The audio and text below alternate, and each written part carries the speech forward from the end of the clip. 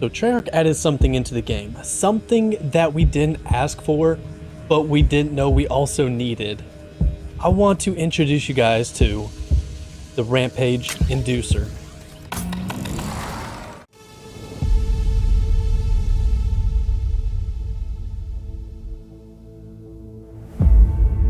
If you guys are not already subscribed, feel free to hit that subscribe button because I post zombies tips, tricks, and guides every single week and you do not want to miss it. Also, you can follow me on Twitter or join the Discord. Links to both of those will be in the description below.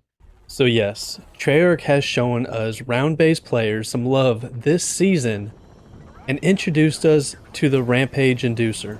So if you guys have ever loaded into a round-based zombies map and you just hate the grind up to round 20 where all the zombies become sprinters and it just drags on, well, the wait is over because you're not going to be waiting on that long drag throughout all those rounds. Now, when you join a game, anytime between round 1 and 20, you can find the Rampage Inducer at the spawn room on every single map. And when you activate it, it will cause every single zombie to either be a sprinter or a super sprinter. And super sprinters are not found until about round 50 to 55. And if you're ever watching somebody play or you're playing yourself and you're wondering, which, I mean, it should be obvious if Rampage Inducer is active, but for some reason, if you don't notice, you can take a look at the top right corner at the rounds and see that cool new animation they put behind the round numbers when it is active.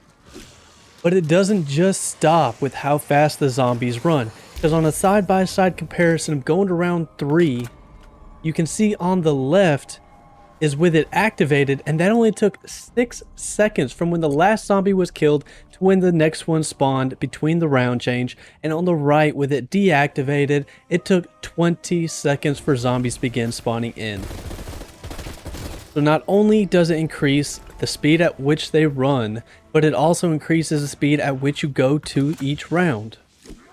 Since you guys already know where to find it on D Machine, let me take you to the other maps and I'll show you where you can find it at each one of those spawns.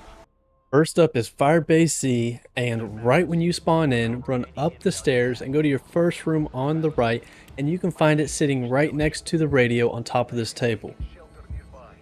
And on Mauer Toten, you just want to run downstairs from the top of the roof, and right after you run downstairs, take your first right, and in that room right next to the blood-stained couch in the corner, you can find it sitting on top of the table.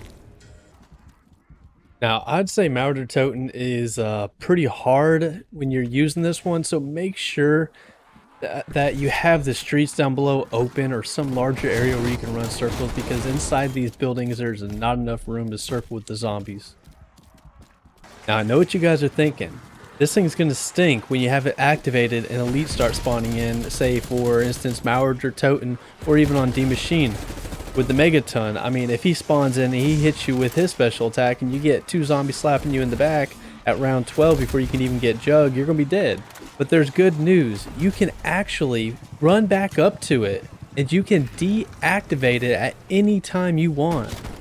This will give you plenty of time to get caught back up, kill any elites you have, or even go pack a punch, buy the perks you need, and then when you get done and you feel comfortable to turn it back on, you can go back to it and turn it back on at any time. And you can do this as many times as you want per round. There's only about like a 5-second cooldown in between turning it on and turning it off that you have to wait before you have to initiate it again. Now when it comes to public lobbies, it's a little bit different. When you go up to activate it, anybody can try activating it, but everybody has to accept it. It's not like when you want to exfil where just a percentage of the people have to accept it. No, every single person that you have in the party with you has to accept it in order to activate it. Now, it's a double-edged sword though, because at round 1, everybody wants it activated because that is so slow at the beginning. Now, once you get up to like round 15 all the way up to round 20, it gets pretty hectic and a lot of people are going to start dying. And you might have 1 or 2 people who keep running up to it wanting to deactivate it, but just like how you have to activate it, you also have to get everybody to accept it to deactivate it. But unfortunately, this thing is only good up to round 20. Once you pass round 20 and you go to round 21, the canister that you use to activate it gets destroyed and you lose your Rampage Inducer state. Now, where I've seen this thing do really good is more of on strategies where the zombies have to walk a long distance to get to you, like the Colonel's office on Firebase Z or the airplane wing on D Machine. Because instead of just sitting there waiting for the zombies who get stuck behind walking or just even straggling along, you don't have to wait anymore because they're all running. So the rounds in these scenarios fly by so much quicker, especially if you're going for headshots. That is huge when it comes to the Colonel's office strategy, because this is the best place to get headshots and they will come flying at you now. But in locations where zombies already spawn quick as it is, whether it be the penthouse or the power room on Mauer der Toten, areas like that, you will still see a significant difference, but not as much of a difference as these camping areas where you have to wait for a long time for the zombies to get to you. But if you guys can handle the speed of the zombies running at you this quickly, I highly recommend using it because it makes zombies so much more fun. And this is probably the biggest, smartest move Treyarch could have done to keep us occupied until Season 6, when we expect to see the last round-based map for Cold War Zombies. But that is all I've got for the Rampage Inducer. I hope you guys enjoyed this video and maybe it taught you something and helped you out. And I will catch you guys in the next video. Peace.